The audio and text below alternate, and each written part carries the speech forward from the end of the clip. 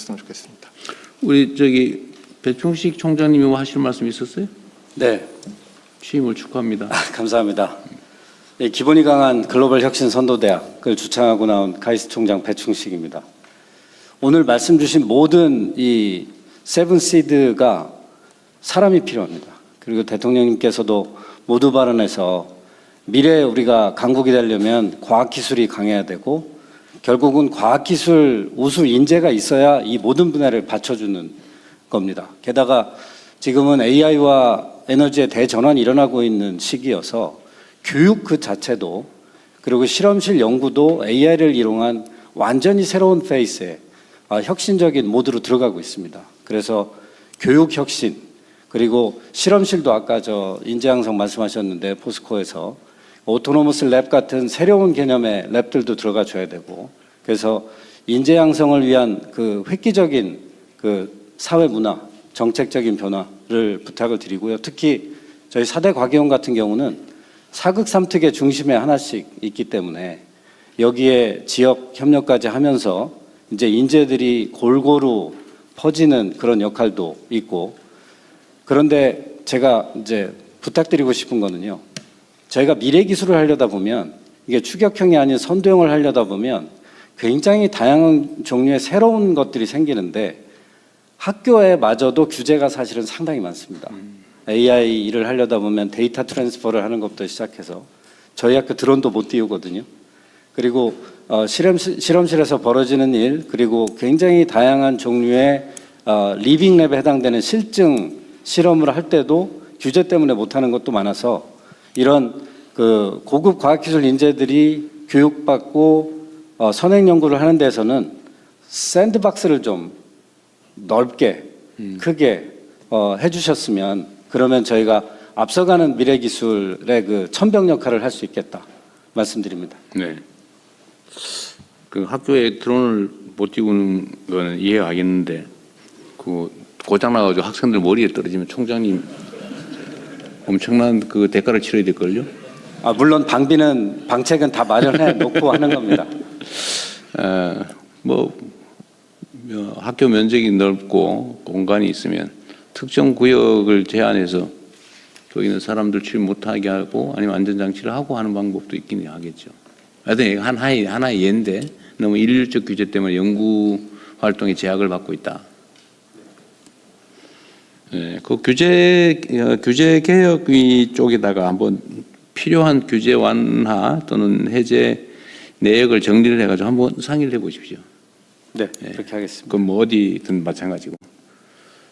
네, 또 대통령님, 수학 올림피아드에서 금메달 딴 고등학생이 있습니다. 그래요? 나 최연소 얘기인 줄 알았더니 아니었던 모양이네. 안녕하세요. 서울과학고등학교 3학년 이현주입니다. 올해 수학 국제 수학 올림피아드에서 출전해서 만점으로 세계 1위를 한 금메달 딴 박수 한번 축하합니다. 네, 먼저 이 자리 불러주셔서 너무 감사드리고 그리고 제가 말씀드리고 싶은 것은 저는 미래기술 발전을 위해서는 뛰어난 인재들이 더 많이 이공계에 진출해서 연구자의 길을 걸어야 한다고 생각합니다. 그래서 저를 포함하여 제 주변에는 수학과 과학을 정말 좋아하고 이를 진로로 이어나가고 싶어하는 학생들이 많습니다. 그러나 실제로 진로를 고민할 때에는 연구자로서 만족스러운 삶을 살 수 있을지 그리고 오랫동안 몰입하여 연구할 수 있는 환경이 마련되어 있을지와 같은 현실적인 고민을 하게 됩니다. 그래서 앞으로는 이러한 학생들이 현실적인 걱정보다는 학문에 대한 호기심과 열정에 더 집중할 수 있도록 해주셨으면 좋겠습니다. 이를 위해서 연구자의 전문성과 기여에 걸맞은 보상과 연구를 안정적으로 진행할 수 있는 환경을 만들어주시는데 힘써주셨으면 합니다. 감사합니다. 네, 우리 배 부총리가 열심히 연구하고 있는 분야죠. 제가 열심히 지원할 건데 대통령께서 그래도 격려 말씀 주시면 더 좋을 것 같습니다. 지금은 이제 뭐더라 평생 연구 보장 제도 그런 걸 한번 해보기로 했었죠 그때. 국가과학자제도. 그런 부분도 있고, 그러니까 어쨌든 저희가 대한민국이 정말 연구를 잘할 수 있는 환경 그리고 다양한 첨단 기술까지 실제로 우리 지금 시드 프로젝트 하는 이유가 이제 이런 우리가 하고 있는 어떤 그 기반 기술들이 미래 산업과 연결되는 이 실증, 상용화까지 지금 우리가 타겟팅하는 거거든요. 그런 환경들을 잘 만들어 갈 거고 그런 환경들을 우리 대통령님께서 좀 잘 지원해 주실 겁니다. 나한테 슬쩍 뛰는기는데. 알겠습니다. 좋은 제안이고요. 이게 그래서 그 소위 과학 분야, 과학기술 분야에 역량 소질이 있는 인재들이 다 먹고 사는 문제 걱정 때문에 다 특정 과로 다 몰린다고 하는 건 매우 슬픈 일이죠. 그렇게 되지 않도록 시스템을 좀 정비하는 필요가 있겠는데, 저 카이스트에서 나중에 특별 채용은 아니고, 그래서 카이스트로 가시면 거기서 학부 대학원 하다가 교수로 네, 가는 길이 저희가 있을 것 같은데. 지금처럼 이렇게 수학 잘하는 학생들, 저희 기초과학도 워낙 중요하기 때문에 장기적인 기초과학은 오랫동안 연구할 수 있게 별도로 뭐 빨리 가는 이런 미래기술들하고는 별도로 중요한 역량으로 관리를 하고요. 최근에는 우리 정부에서 많이 신경 써주셔서 이노코아 같은 뭐 포스닥 프로그램이라든가 그 다음에 저희가 지금 선진국 대비 없는 그 스텝 사이언티스트 같은 그런 새로운 직군을 가지고 학교를 조금 더 고도화하는 작업을 하면서 이렇게 특히 기초과학 하는 사람들이 중간에 그 일자리 그리고 고도화되는 고급 전문가로 성장하는 그 징검다리도 만들고 그러고 있어서 지금 과학기술정보통신부의 그 노력이 서서히 이제 실체로 나타나면서 아마 고도화될 거라고 믿고요. 네. 저기 박홍근 장관님께서 많이 밀어주시면 좀 규모가 있게 더 잘 될 것 같습니다. 저번에 우리 이현준 학생 같은 사람들이 장래에 대한 걱정을 안 하고 기초과학 분야의 연구를 원하는 만큼 평생 하든지 뭐 일정 기간 하든지 할 수 있는 시스템은 저희가 잘 만들어 보겠습니다. 네, 또 누구? 네, 한 분 딱 들은 두 분. 네, 두 분 얘기. 들어주셨는데요. 저기도 계시네. 네, 저희 우측 세 분 얘기를 짧게 한 번씩 다 듣고 네. 마치도록 하겠습니다. 네, 좋습니다. 저희 우측 2열에 계신 분부터 먼저 말씀 부탁드립니다. 예, 그 관련 얘기가 나와서 저도 연세대학교 물리학과에서 학생들 가르치고 있는 김근수 교수입니다. 저도 이제 관련된 얘기가 나와서 기초 연구에 대해서 다시 한번 강조해 말씀드리고자 합니다. 저는 우리가 지금 시점에서 미래의 성장 동력을 논하자면 한 10년, 20년 전에는 우리가 어떤 모습으로 지금을 준비해 왔었나를 좀 살펴볼 필요가 있다고 생각합니다. 지금 이제 AI 양자 같은 분야가 첨단 기술로 각광받지만 한 10년, 20년 전만 하더라도 사실 이 분야가 이토록 떠오를지는 좀 예측하기 쉽지 않았다고 생각하고요. 특히 제가 좀 더 익숙한 양자 분야로 말씀을 드리면 제가 학생이던 시절에 아주 평범한 기초 물리학 분야였던 것으로 기억합니다. 사실 이게 과학기술 발전이 가속되고 있음을 감안하면 아마도 오늘로부터 10년, 20년 뒤에는 AI 양자가 아닌 뭔가 새로운 분야가 부상할 가능성이 높을 텐데 그 분야는 제 생각에는 아마 지금 우리 눈에 평범해 보이는 기초과학 분야일 가능성이 높다고 생각을 합니다. 물론 이제 어떤 분야가 떠오를지 모르기 때문에 이렇게 정책을 펴시는 입장들에서 보면 이제 기초 연구에 꾸준히 투자한다는 게 뭔가 조금 비효율적으로 느껴질 수도 있다고 생각하는데요. 그렇지만 기초 연구가 강하면 미래에 어떤 분야가 떠오르더라도 그것과 관계없이 그 변화에 재빨리 발맞춰 선도적 입지를 차지해 나갈 수 있는 유연성이 생길 수 있고요. 그래서 우리가 늘 새로운 분야가 떠오를 때마다 그것을 이제 선도하는 입장이 아니라 뭔가 빨리 추적해야만 하는 입장에서 출발하게 되는 이유가 제가 생각하기에는 결국 미래 성장 동력의 근본적 씨앗이라고 할 수 있는 기초 연구가 조금 부족하기 때문이 아니었나 이렇게 생각합니다.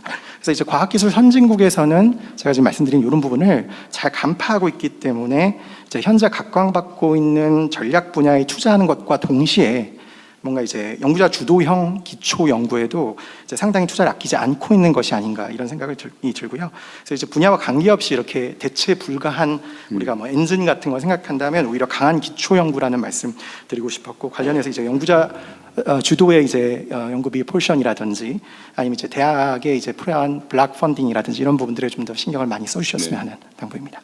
네. 기초과학, 기초인문학 이런 데가 매우 취약해지고 있는 건 사실이죠. 알겠습니다. 또 아까 손 들으셨던 분 네, 세 저희 분의 한정해서 우측의 2열의 뒤쪽 말씀 듣겠습니다. 네, 안녕하세요. 저는 블루포인트 대표를 맡고 있는 이용환입니다. 저희 회사는 기술 스타트업에 초기에 투자를 하고 지원을 해주는 투자 기관입니다. 최근에 굉장히 그 산업의 상황이나 사회 상황이 가장 큰 특징이 너무 변화가 빠르고 그것도 불확실성이 커졌다는 점인데요. 이걸 대응하기 위해서는 제가 생각하기에는 속도, 유연성 그리고 대담성이라고 생각합니다. 근데 이런 것들을 이제 하기 위해서 여러 주체가 있는데 저는 좀 다른 관점에서 투자 기관이기 때문에 모험 자본의 역할에 대해서 조금만 설명을 드려보겠습니다. 실은 모험 자본의 역할이 지금은 이제 투자를 적당한 수준의 어떤 기업들이 오면 그걸 해주는 것이 있는데 아까 말씀드린 속도나 대담성, 그 다음에 유연성을 좀 더 확보를 하려면 훨씬부터 초기에 모험 자본이 개입돼야 된다고 저는 생각을 하고 있습니다.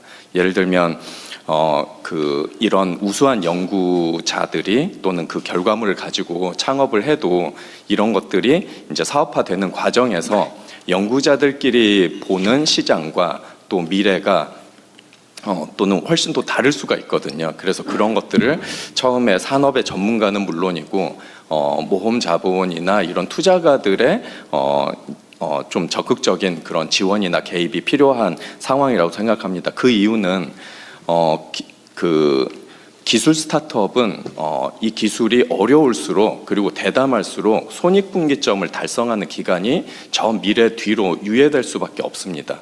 그래서 영업이익을 가지고 회사를 유지하는 것이 근본적으로 힘들기도 하거니와 그래서 정부의 지원 플러스 모험 자본에 대한 재정적인 캐시플로우가 이 산업의 굉장히 큰 특징이라고 볼 수가 있습니다. 그래서 투자가들이 처음부터 이제 좀 많은 영역에서 참여를 했으면 좋겠고요. 그 분야로 첫 번째는 정부 과제를 만들 때도 연구자들이 기술 수요조사 RFP 같은 거를 이제 중점적으로 만드는데 산업 전문가뿐만 아니라 투자자들도 이런 기술 수요조사를 할 때 좀 적극적으로 의견을 반영할 수 있으면 완성된 기술 자체가 훨씬 더 시장에 그리고 자본시장에 좀 더 적합하게 좀 개발이 될 수 있지 않을까 생각이고요.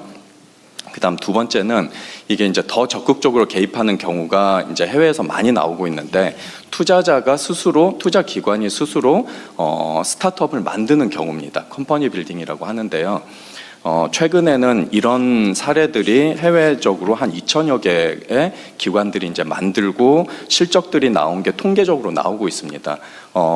같은 성과물을 달성하는데 시간이 거의 절반밖에 안 걸리는 걸로 이제 나오고 있거든요. 근데 우리나라에서는 좀 이런 방식이 최근에 법적 지원이 마련은 됐지만 실질적으로 하는 데 있어서 굉장히 좀 어려운 점이 있습니다. 그래서 이런 부분들이 조금 더 투자기관이 처음부터 적극적으로 역할할 수 있도록 했으면 좋겠고요.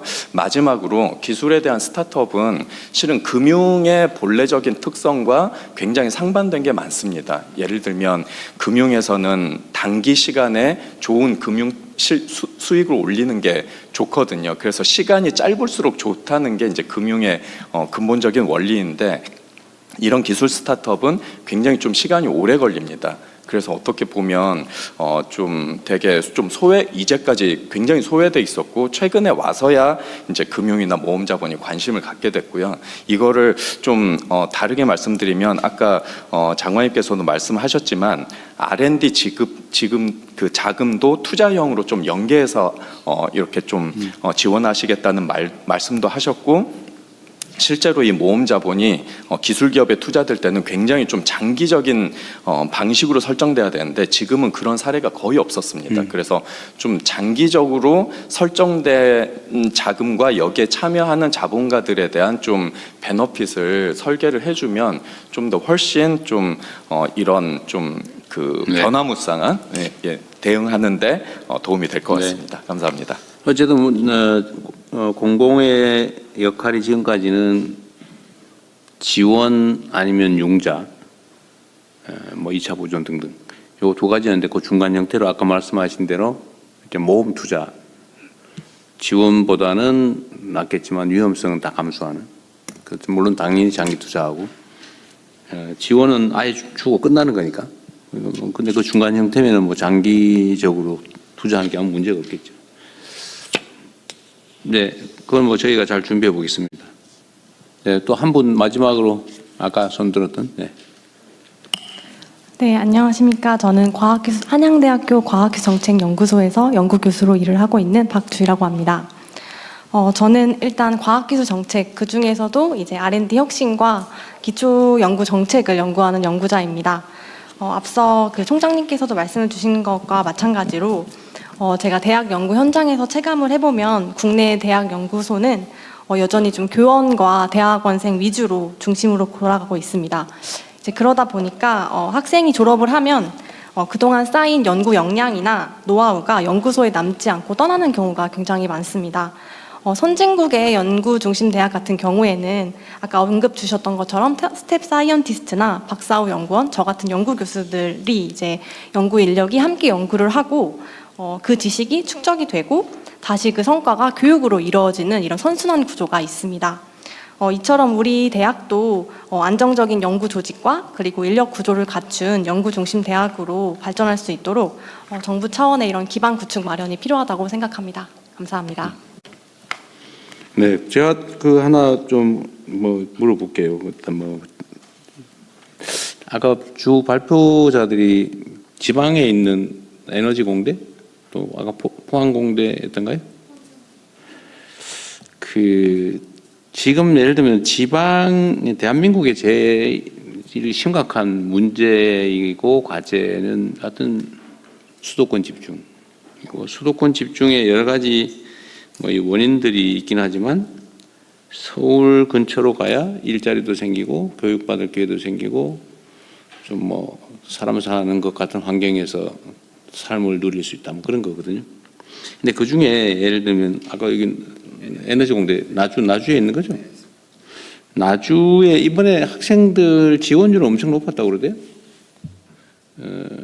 그 지방에서 연구하고 생활할 만합니까? 사실 어려움을 겪는 것은 사실이지만 그래도 입시에서는 꽤 성공적인 결과를 내고 있고요.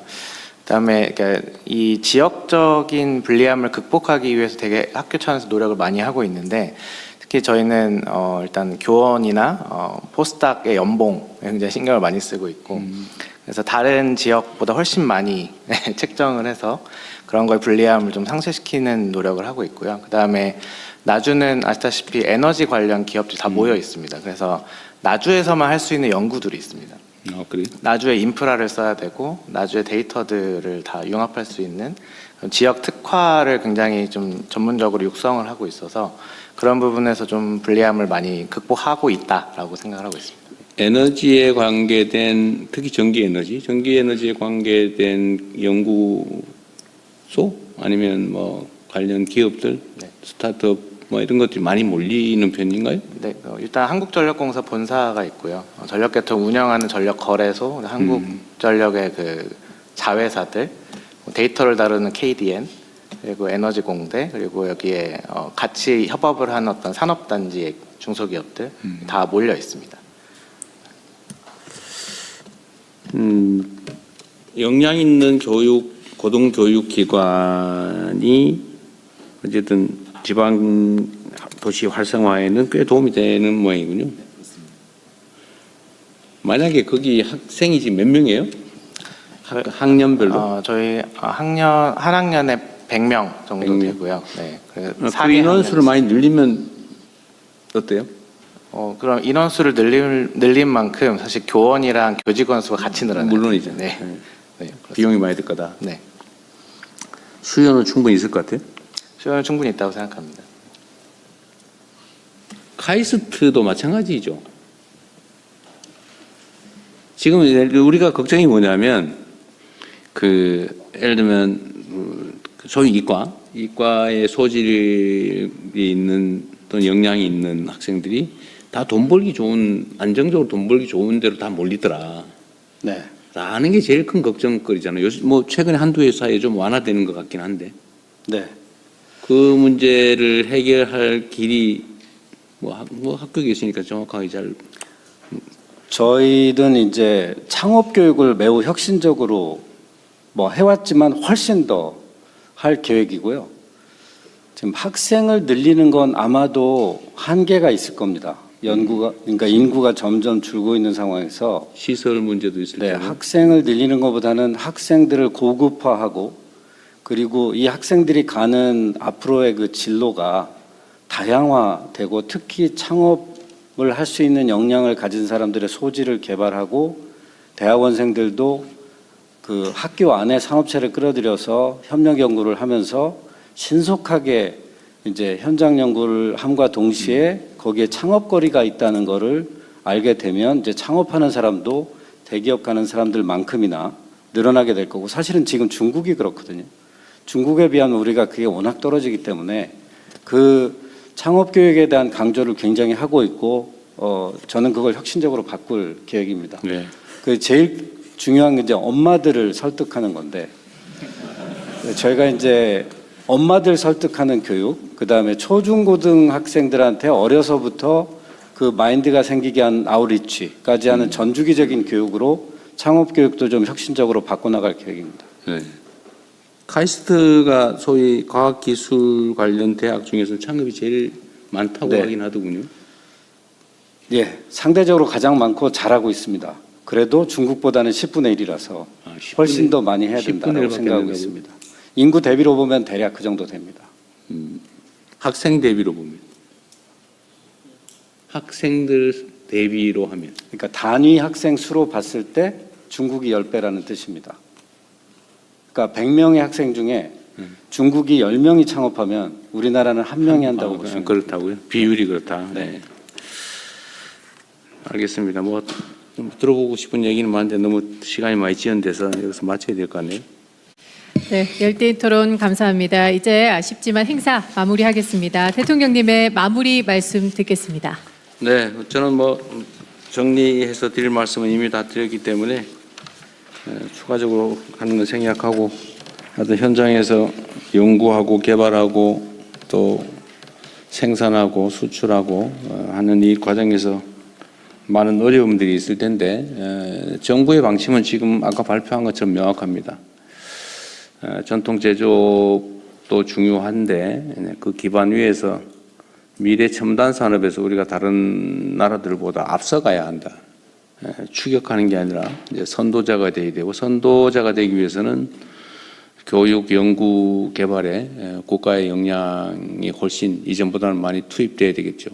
그런 마음의 준비도 되어 있고 실제로 이제 그런 역량도 어느 정도는 됩니다.